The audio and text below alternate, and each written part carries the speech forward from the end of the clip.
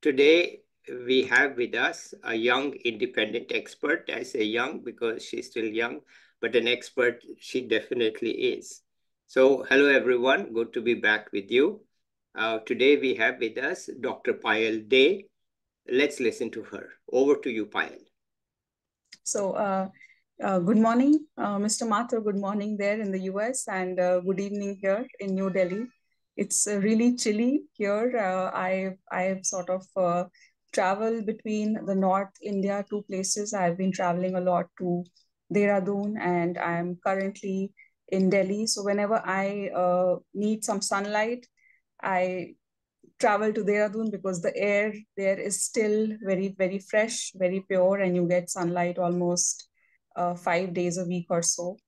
So I'm currently independent because I'm sort of in transition. I'm moving from academia. One role that I had in academia as assistant professor, I'm sort of switching between that to maybe something more senior. And also in India, there is a system where you can teach before you sort of end your PhD. So I was teaching because I had those qualifications. You need a JRF, you need a NET, which I had for a long period of time, but I never thought I would end up teaching in my career. But I think public policy in India has played a very significant role in the last 10 years or so, especially after 2014, 2013, 2014, where a lot of youth have been sensitized. Everyone wants to be part of policy making. And this peak in public policy sort of drove me to move towards academia because there is suddenly now so much of literature, so much of academia that needs to be developed. And I personally felt that one can't be part of the think tanks all the time. Think tanks are quite client driven, quite policy driven, and policy is something which is very, very dynamic. At least in India, it's dynamic in most parts of the world, but in India currently there are so many different aspects of policy which everyone wants to do. So it is so very, very fast moving, and a lot of young people want to be part of it. So I have sort of moved towards academia after being part of the entire policy making world. I was part of the erstwhile Planning Commission. But before that, I started my career with the Ministry of Finance. I was part of a body which was the Foreign Investment Promotion Board. That's Mm-hmm. also erstwhile. Yeah. I started working there after my MBA. I did my MBA in finance, and I got my degree. I sort of graduated in 2010, and that was a very difficult time throughout the world because of Yeah. the Lehman Brothers crisis. But in Yeah. India, we had a slowdown, and the banking sector uh, areas and the kind of roles I was aspiring for, they became very difficult and suddenly very volatile. So I wanted to sort of understand, being research-minded person from the very beginning that I always have been. I started exploring things on the regulatory side. And suddenly one morning after exploring for these kind of banking and finance related regulatory jobs, which were very few at that point of time in 2010, 2011, I suddenly found an advertisement with the Department of Economic Affairs I think it was just DEA that had Yeah. the ad. The And at that time. Yeah. at that time, and I had no idea what FIPB was. Being someone from outside, you don't understand these processes. But then I applied, and thankfully, because of my MBA, I had a few publications. Somehow I just got selected. There was another person with me. So two of us were selected. We were appointed as financial analysts. So this role was advertised by some people who were there in the government of India. I don't know if I can name them, but I think Mr. Prabodh Saxena, who was in that role for a long period of time, I think he, along with some other senior people, they thought that they needed someone to evaluate the foreign direct investment proposals that came Yeah. to India, and they needed some sort of streamlining because there were so many processes.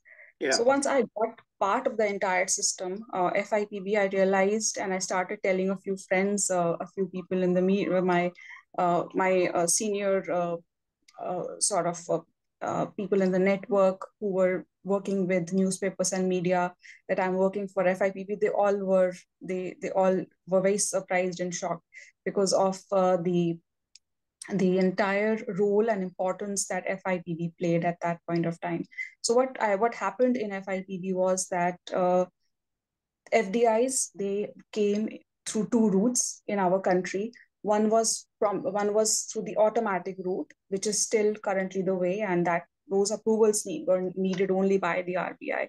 The other one was through an approval route, and that was regulated by the DEA, and there were different limits. So there were different regulations, and there were different ministries that came together to check the importance and the national security. There were various aspects. For instance, DOR had their own comments and different aspects. Then the other ministries also had different comments. So they reviewed the importance of the foreign direct investment proposals, and they gave their recommendations to the finance minister.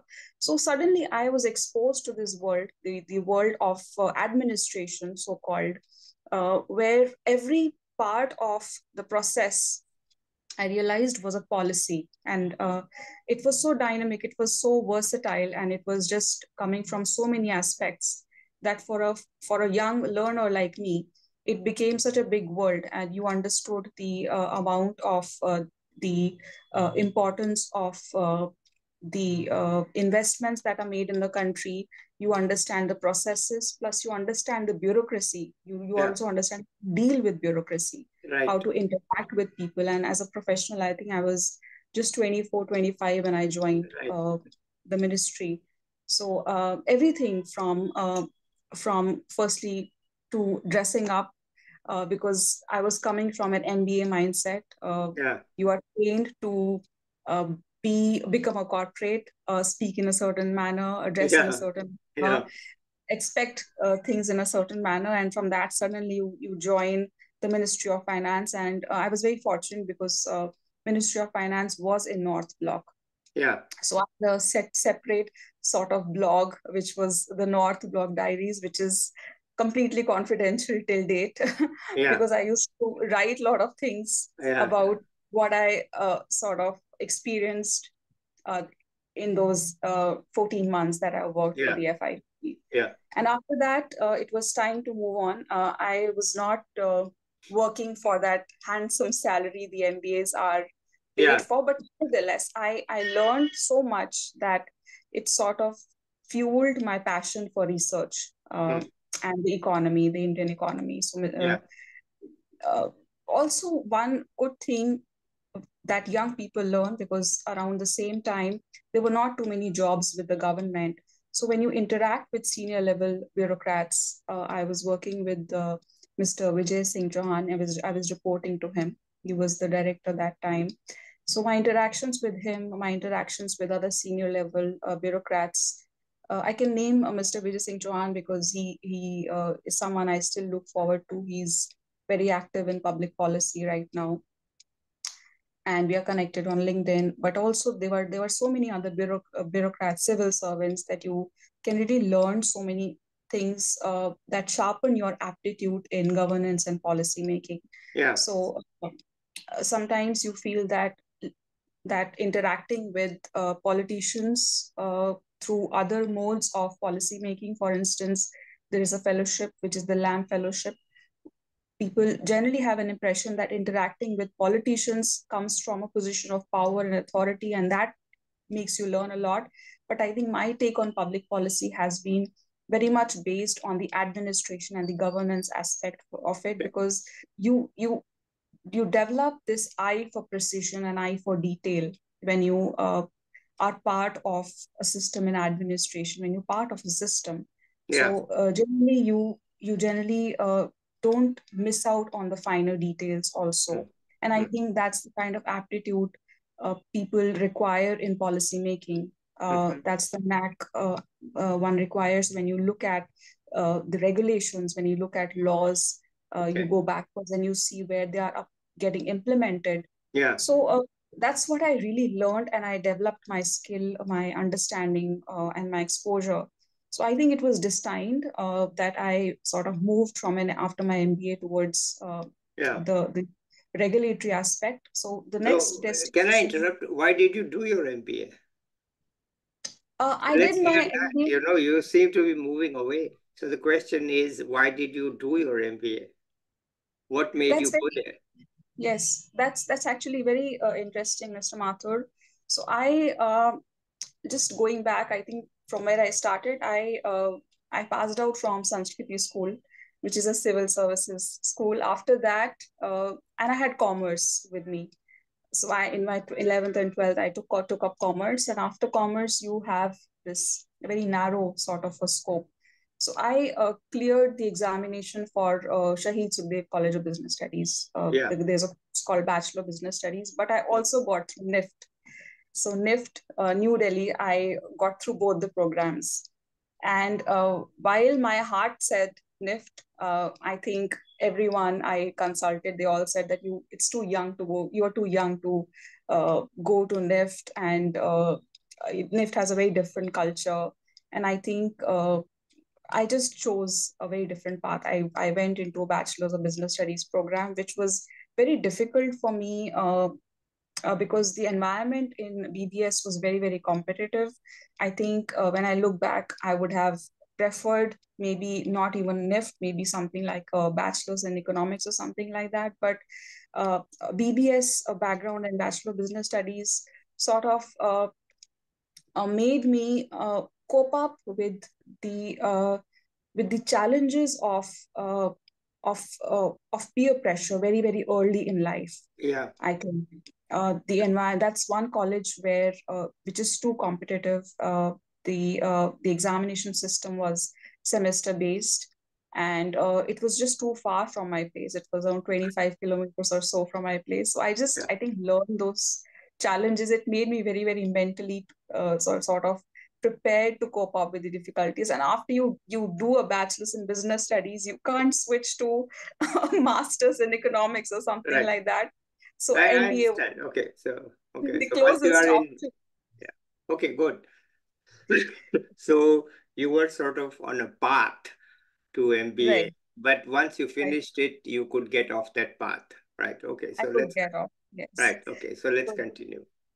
yes, I could sort of get off that path, and I really enjoyed my time during my MBA because I had very good professors. My MBA was from Punjab University in Chandigarh, and those 2 years sort of away from Delhi for the first time, that really helped me sort of pursue a lot of those creative ideas I have in academia. I think I was always a person who had an academic bent of mind, but also I had a few ideas for the betterment of people, for the betterment of small problems that I observed around me. For instance, I had a group of people, group of friends I grew up with, and most of my friends I grew up with, they ended up being engineers, and most of them went to IITs or Delhi College of Engineering and NIT or something like that, all very, very reputed engineering colleges. So while we remained in touch and we were sort of spending time during our college days, during the graduation days, we remain connected. And since I already mentioned that the distance from my place, my home, to my college was about 20-25 kilometers. There were times when I faced a lot of challenges while commuting, because sometimes I had to break the journey. We did not have metros, etc. So once I was standing in ITO, and it was in the peak of summers, maybe something What around just for the people who are not from Delhi, that's a major bus stop, ITO. major bus stop. Right. Right. I think waiting for some friends because we had carpool system or something like that. So one of my friends maybe had to go somewhere, and we were supposed to get picked up. So I was just standing there, and I was very thirsty. I did not have water. and I saw those machines which have those cool water. Nowadays we don't see it, but 15 years back we had a lot of those water carts, which used to just push water from those taps. So I was so thirsty that I wanted to have water from there, and I was brought up in an environment at home where I was very protected. So that was a big no. I Even if I was in the very extremely thirsty, I was not allowed to have water from something like a cart. So I remained thirsty. And suddenly I just came back and I thought of the whole situation. I thought that, what if we had something more feasible instead of those water carts, something more hygienic? And I thought that why not we have something like a water vending machine in those public places? Okay. And that idea just stayed with me for a very long period of time. And along with my engineering friends, several uh, we worked on a business plan which we presented in several business plan competitions. So unknowingly, I think that was my first exposure and first hand experience with something where you could do something, where you could actually contribute or contemplate from the technology and socio-economic aspects in a public good or a public service Mm-hmm. commodity like water, pure Mm-hmm. safe drinking water.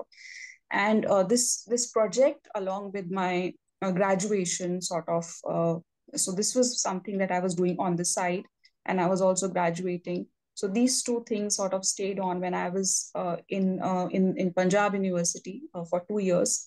I got the opportunity to develop this idea along with my MBA.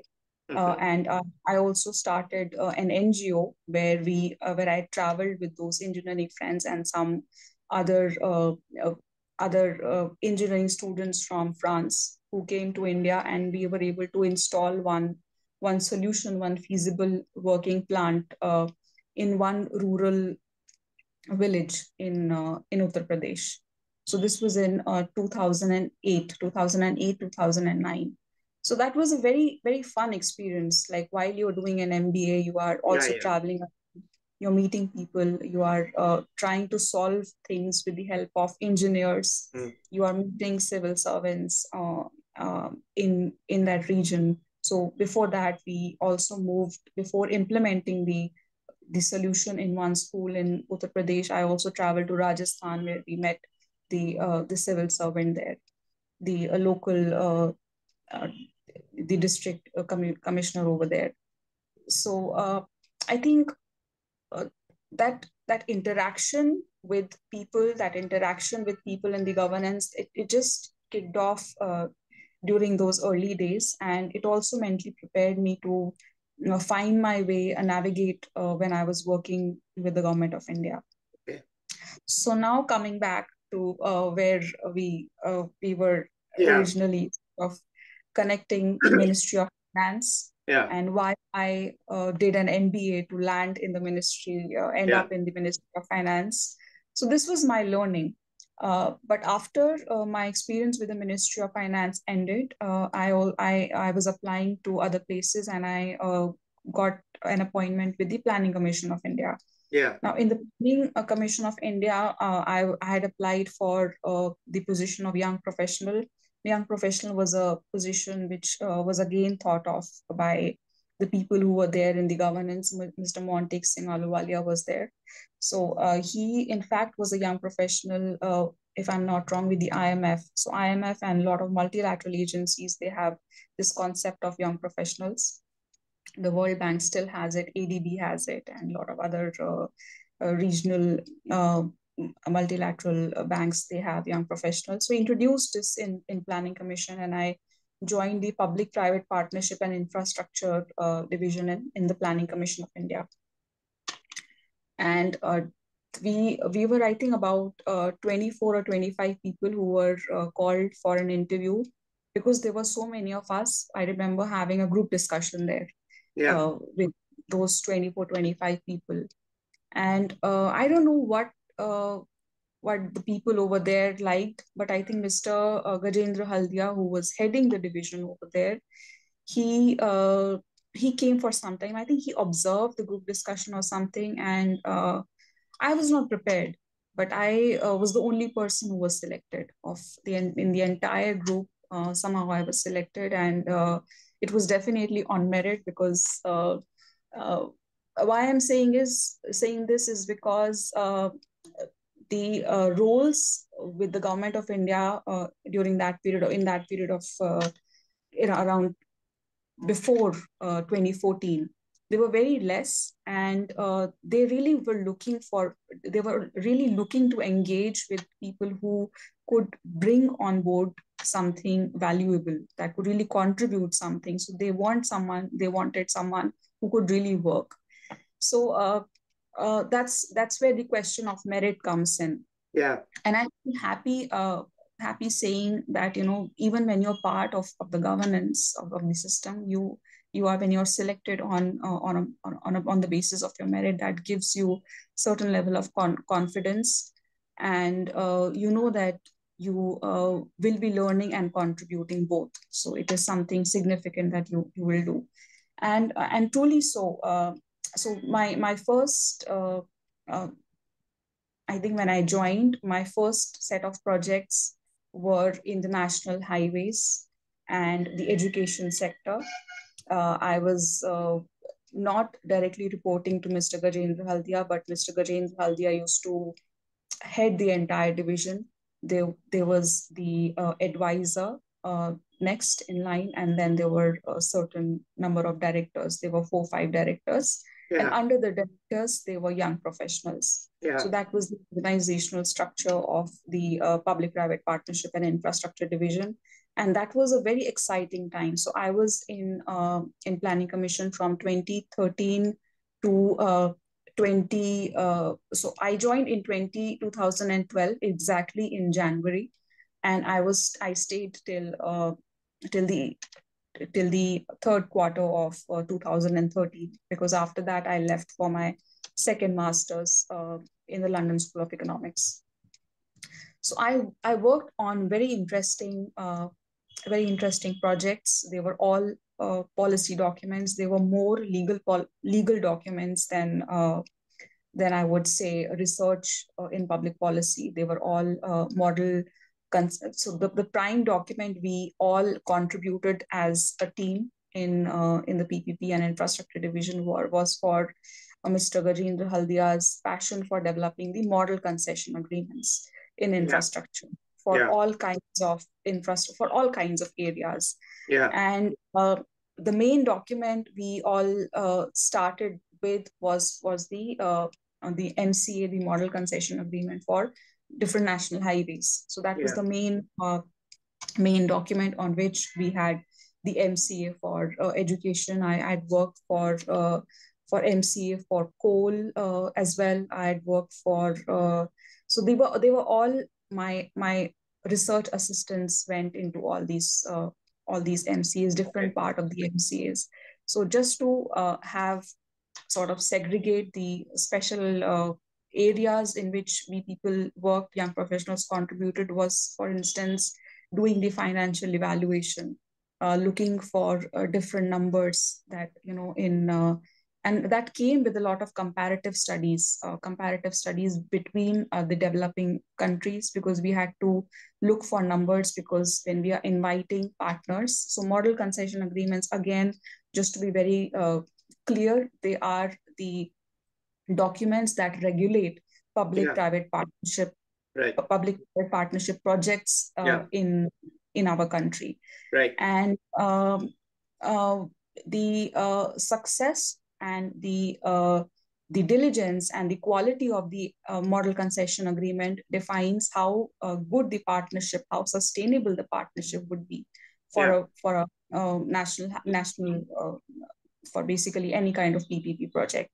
So we saw a lot of successes in the documents that were prepared, and that those successes came in the form of feedbacks from different ministries. And again, um, my experience taught me how stakeholder engagement, how stakeholder consultations are done, because in a day we would for one discussion we would meet so many different kind of people, and infrastructure are not short-term projects. They are projects with long gestation periods and huge amount of investments. So people who came on board for those discussions were highly were people with very very sound backgrounds, a lot of experience, and a lot of willingness to do things for the development Yeah. of the Okay. country, Yeah, I because get it. infrastructure, yes, Yeah. infrastructure is directly related to the growth of an economy. So without sort of getting into the names, but all kinds of industry chambers, different consultancies, different department heads, civil society organizations, uh, experts from different areas, as well as sometimes NGOs, and depending on the sector. For instance, Yeah. in education, when I was a part of these meetings in education, different kind of stakeholders were invited, different schools were invited. So that was such a brilliant experience. And again, I think when I've sort of journaled about these experiences in some of my old blogs and other things, I've given more details. But it was something that that one can experience only in that particular team, because now what is currently sort of happening in India is that that base is already made. So those documents are developed, and where our country is right now, it is sort of on the implementation, or looking and into the specifics of what has been created. But being part of that exercise where something was getting created was such a good experience, was a very unique experience, as and also something which I feel was in a developing stage for Yeah. me, Okay. because those exercises, I don't know if they are going to get repeated again and again. Yeah. uh, so that was one beautiful thing. The second, another very memorable meeting that I recall while I was a plan was while I was a young professional in the planning commission, was these meetings where state governments were invited Mm-hmm. for presentations. And I remember this particular meeting where Mr. Modi had come for the presentation to the Planning Commission of India, and he had brought in his presentation, uh, very well prepared. It was, I think, about just about 10 minutes, and that presentation is not there in the public domain.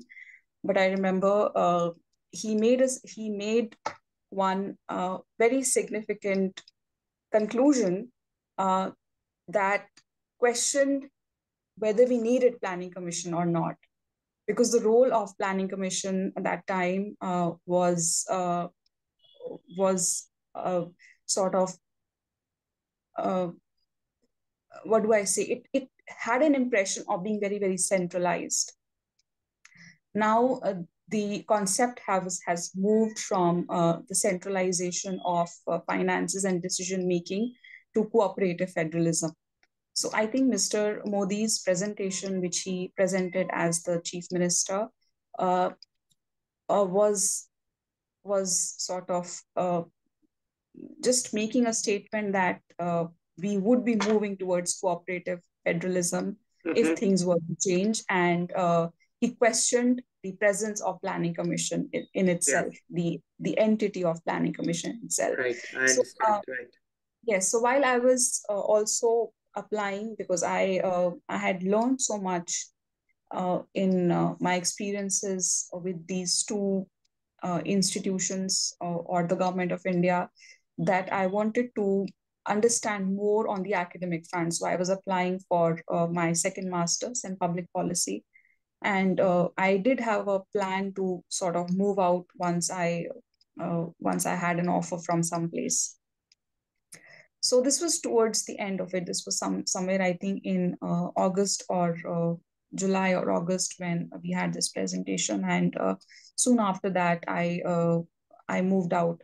and I went for my second master's at the London School of Economics. I went for my MSc in Public Policy and Administration, which was a one-year program. Yeah. And that was a very different sort of experience in itself, a very wonderful experience at that, but also on the academic front, it was very different. But an interesting sort of a connection between my master's and my experience with the Planning Commission was that when I left Planning Commission, I did not resign. Yeah. I had left saying that I am going for my master's and I have the Right. intention of Coming coming back. back, Right. joining the Planning Commission.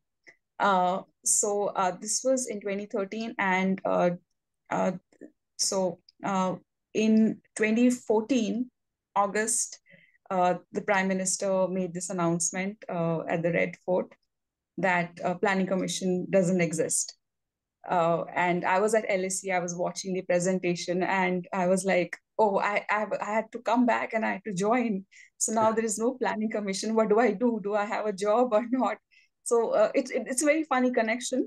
But of course, Planning Commission had turned into Niti Aayog, but those were my sentiments and my emotions that were connected with the organization.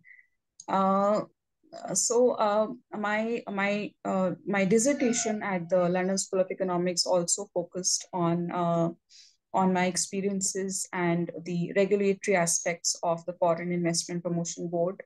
My dissertation was when I came back, I also made an attempt to publish my thesis. My entire thesis was published in one journal, but somehow that journal is was was not. I was very new to the whole system of academia and publications. So I ended up sending my entire thesis or that paper to a journal which was not very well recognized. It's indexed in one of the I think databases. I'm not sure which one, but it's not Scopus, because I understand now that how important it is to publish journals which are indexed in Scopus. So I would have got a lot of citations maybe if I had published it in Scopus, but I'm glad that I was able to work and sort of connect my learnings in the government with academia, and I continue to do so. So yeah. Right. So then what happened in the next 10 years? So I came back from LSE, and it was a very difficult, again a very difficult time, I would say, because my the things that I learned at LSE, I in that 1 year, we are supposed to 1 year firstly is very short time to do masters in public policy. And because I had a background in management and finance, it was a complete switch for me to do public policy, because when you do public policy in the UK, it comes from the background of political science, which is not the case in the US, because in the US there is still a lot of connectivity between management and administration and public policy, but in the UK it is political science. So for me it was again I had courses like public budgeting and finance.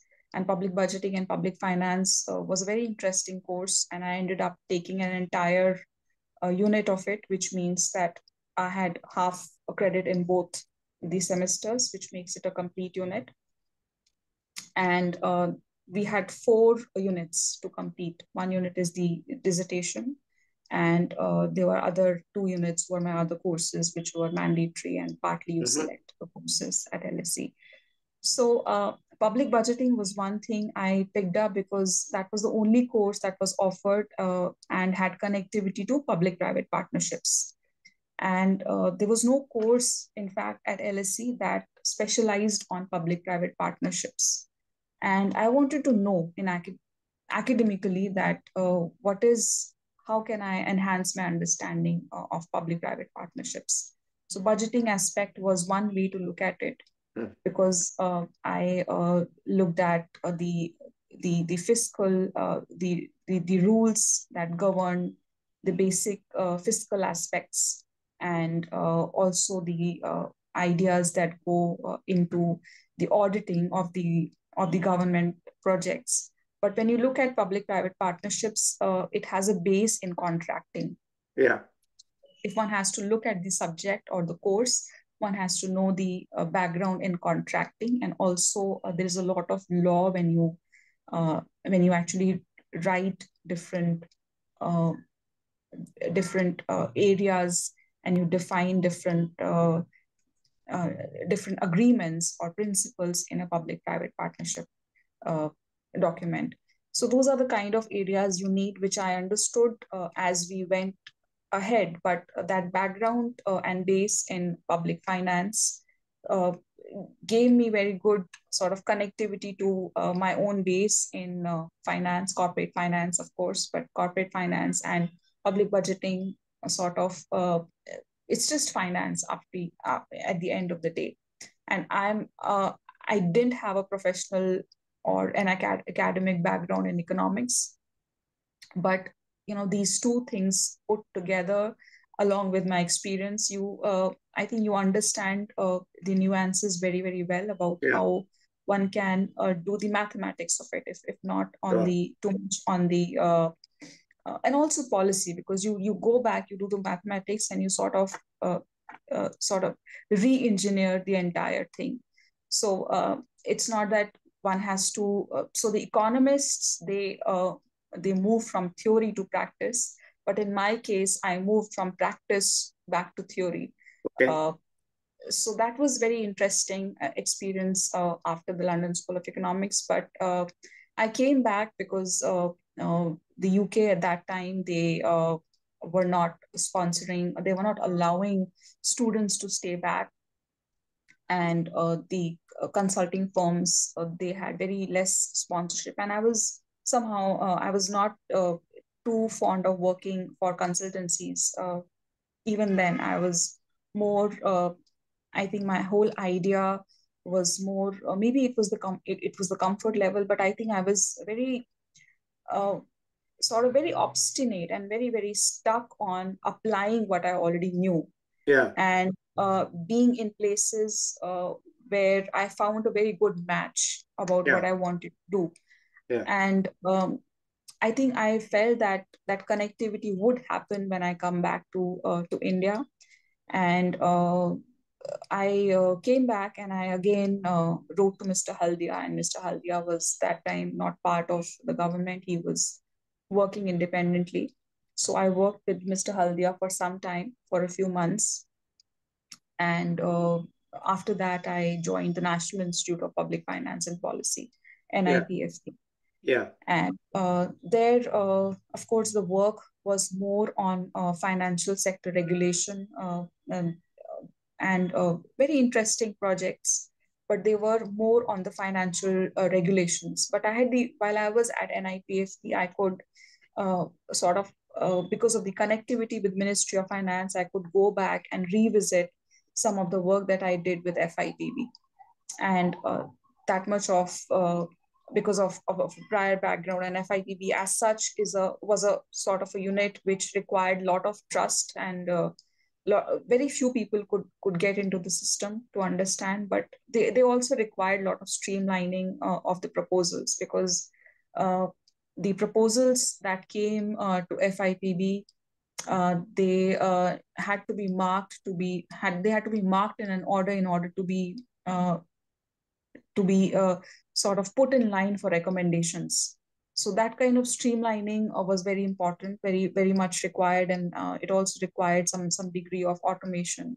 So I was working in a few of these aspects along with my other projects, which were led by other team members. The recommendations of one group, the FSLRC, there was one recommendation that was made, and under that there were a few units. There was one unit which was the Public Debt Management Agency. That was one recommendation that came under the entire Board of Financial Sector Regulation in the country, along with the need for developing a financial redressal agency for more consumer grievances, in order to solve consumer grievances in the financial sector. So these were very big sort of tasks that were led by the research groups there. So I partly worked for them. These groups, I sort of understood a lot of things, but of course, uh, since they were already very well developed areas, one could contribute only limited in a very limited manner in these in the development of these ideas. So I was working more on the implementation side of it, on the whole project management side of it. And uh, yeah, so after this, I realized that the budgeting part of it, which I actually wanted to do, was again missing. And I wanted to do more of that. And I started approaching a few organizations in Delhi that were doing this work. And the organization called the Center for Budgeting and Governance Accountability, CBGA, in New Delhi. They were doing some work on the budget. They were working on they were working with one organization called as the International Budget Partnership. And International Budget Partnership is one organization that does surveys. They have partners in different countries, and they do surveys about the timelines and transparency of the whole budget making exercise in a country. And they rank different countries based on these surveys. So when I was at LSC, I came to know about the International Budget Partnership, and I was very happy to see that CBGA was actually doing this. So I was part of the team that did this exercise, and it was very interesting to sort of get trained by the people, and to be part of this exercise in our country. And along with that, I was working on some other things. For instance, there was one report that I worked on. I worked on many reports in this whole journey, because I was when I came back from LSE, I was working for one organization, but I was also doing several other consultancy projects. Whichever project I found interesting, I was just picking up, and I was sort of doing short-term consultancies, long-term consultancies. And part of that, I was I was involved in all kinds of projects which had to do anything with Ministry of Finance, whether it was budgeting, whether it was something uh, with public finance, or it was part of the whole recommendations. There's also this fiscal responsibility and budget management committee. That's the FRBM Act that comes. So writing some sort of recommendations for the FRBM committee, then also participating in a lot of other policy documents, policy briefs, and all those as part of different organizations. So at one point of time, I realized that there is no end of doing this. It's just unending. One can just keep on writing these policy briefs, send it to the government, and that's a limited way limited way in which you can really contribute. So then I think I was very, very driven. I thought that it's important to be part of a very, very have a strong base, and then work towards something which is more impactful. And I thought that academia would be a nice way. Would At least it gives you sort of a base, a voice to interact with the government. As an independent policy professional, you can only do limited things. And it's a very repetitive exercise. You grow. There is this whole what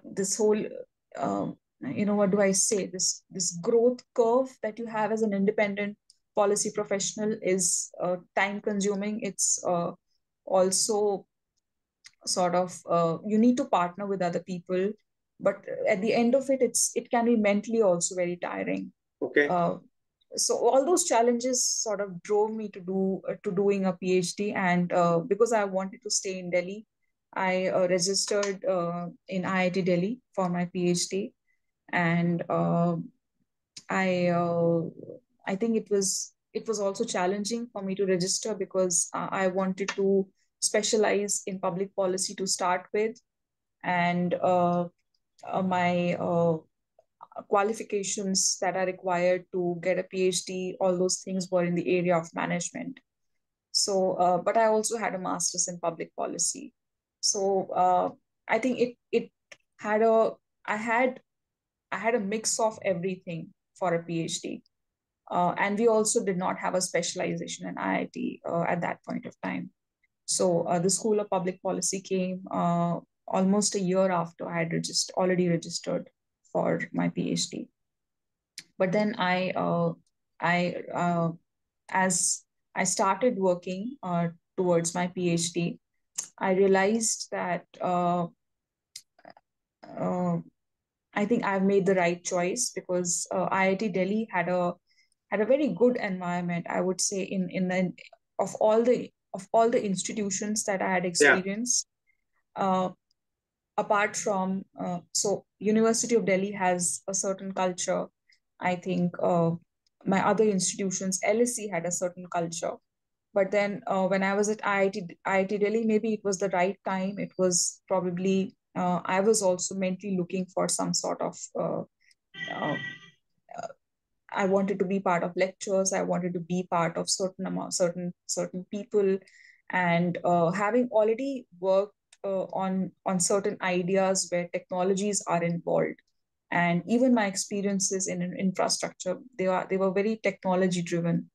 So I think when I chose IIT Delhi and I was part of all these courses initially and part of different talks, it all made very good sense to me. I felt I was at the right place.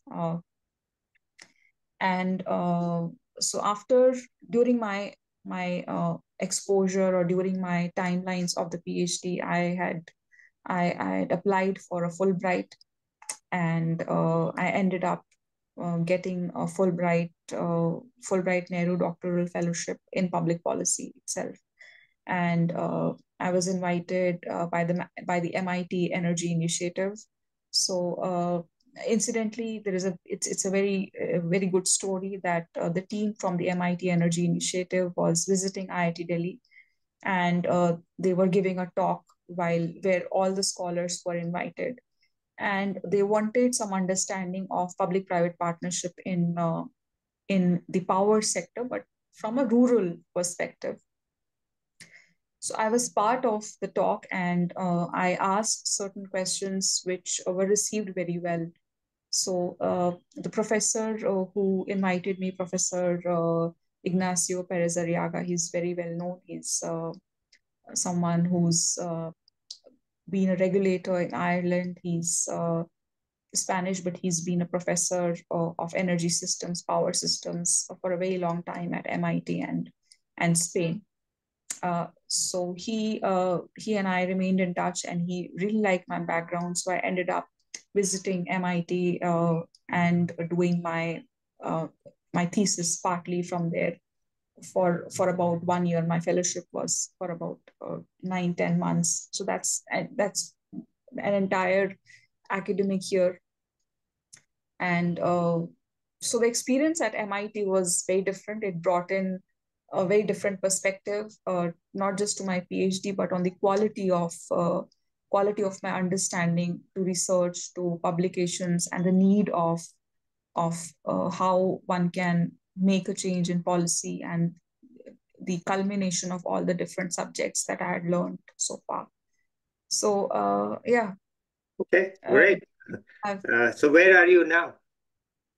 So now, currently, I am planning to stay in academia for sure, because it has been quite a journey for me. So academia is something that I also enjoy. I think my learnings during my PhD was something uh, that have prepared me not just for teaching, but to look at a problem in a very unique manner. And I think that training one gets in PhD is something very unique, and that also makes you uh, look at different things from a perspective where you can also teach, you can communicate those Yeah. things to a set of students. I already have had an experience in teaching public policy in a university for about a year and a half. And so currently I am doing some projects. I'm calling myself an independent public policy and energy sort of professional and expert specialist, because I'm doing some projects which I started in my journey in academia. So I'm continuing those projects in Uttarakhand. That's why I move between Delhi and Dehradun quite a bit. But of course, there are challenges when you deal with state governments. Uh, there are challenges of finding information, of meeting people. Sometimes you have to make multiple journeys to same places just to get the same information, just to get the information that you require. So this is the experience I have on the field.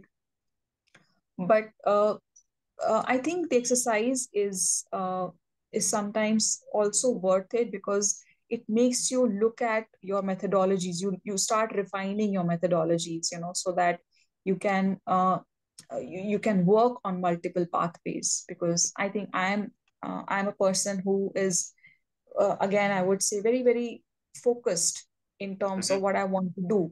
If I Okay. want to work in Uttarakhand, I will work in Uttarakhand, All no right. matter what, All no right. matter what. So if one methodology is not working out for me, I will think of other ways of solving that problem, but answering the same question. So I think that's what I'm working at right now. And like I said, I'm in transition. I'm again back in the job market in academia. I'm applying in different places. I'm having very different experiences from university systems in India and abroad, of course. So that's where I am, and maybe in the next few months or so, I will know exactly where I join. Right. But my research projects will keep going on. Right. Right. They're funded by different organizations. So I got a Clean Edge Asia fellowship. It's very interesting. This is another fellowship after Fulbright that I got. This is funded by the National Bureau of Asian Research. It's a think tank in Washington D.C., and they fund fellows from Asia. So I was selected as one of the fellows from India last year. So they gave part of the funding to do one essay. That essay will be published soon. And being part of the same group, I got another project which I'm currently doing in Uttarakhand. This is on energy transition. When we look at different stakeholders, and the stakeholders I'm looking at are the schools in Uttarakhand. So again, it's a very interesting project, and hopefully once I have those those documents, those publications out, it will be for everyone to read and understand more. All Yeah. right. Well, thank you so much. It has been a fascinating journey and a very Indian journey, I must say. So I hope others will benefit from it, and maybe we'll catch up with you in a year to see where you finally land. And Yes. do you have anything else you want to add before we close? I wanted to ask a little bit about you. I wanted to know Well, your background. let's leave that offline. Okay, this is about Oh, you. Okay. all right. All right, All right. leave that offline. And because, the whole point is to have the speaker talk, not me. If I talk, there's not, we can talk about it offline. All right. Okay. All right. Okay, Okay. so thank you so much. I'll be back with an expert or a young person soon. Bye till then. Bye, everybody. Thank you, Mr. Mathur.